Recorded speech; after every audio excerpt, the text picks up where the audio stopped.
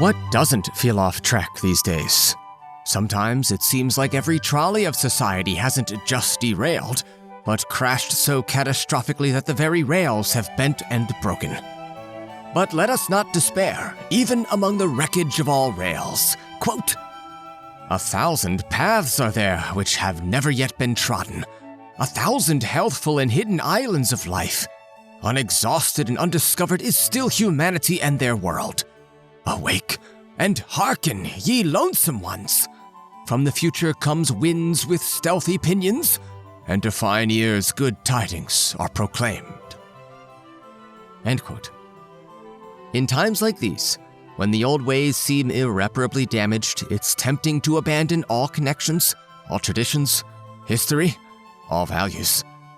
Beware, for in such a state, finding our tracks or forging new ones becomes more than a challenge, but a necessity. And Nietzsche provides some poetic advice about this state in The Wanderer. No more path, just abyss and deadly silence. As you wished, 'gainst your path you willed defiance. Now is the test, now look cold and grave. Belief in danger will make you its slave.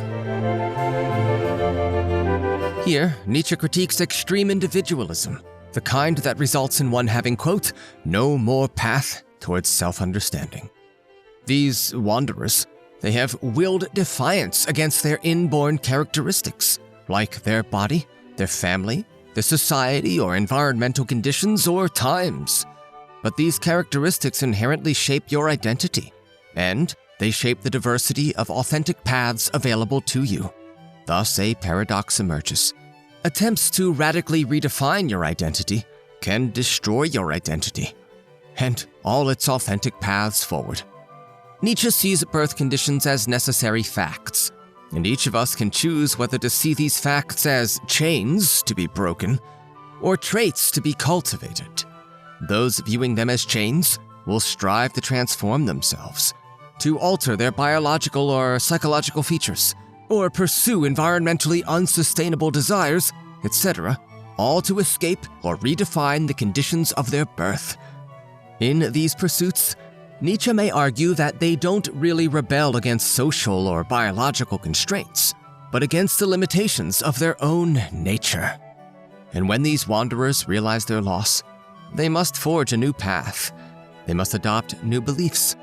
In such a state, it's tempting to seek the safest path, but Nietzsche warns against this. For seeking the safest paths will chain your new value system to a strange core belief: danger. Now this results in a loss of what little agency we have, as individuals who believe first and foremost in danger will become slaves to fear. Every path, indeed everything in existence, is then viewed as a means to protection, ease, comfort, in short, to safety. This perspective is poignantly captured in Nietzsche's short couplet, The Judgement of the Jaded. The sun is cursed by all the jaded. To them, the worth of trees is shaded. The jaded are wanderers who seek only the safest paths. To them, the sun appears as a fiery threat rather than the source of life. They view trees merely as tools for shade and protection. In their fear, they misjudge the sun and the trees, and everything else as either a danger or a means of safety. And the tree's worth is ever-changing, depending on conditions.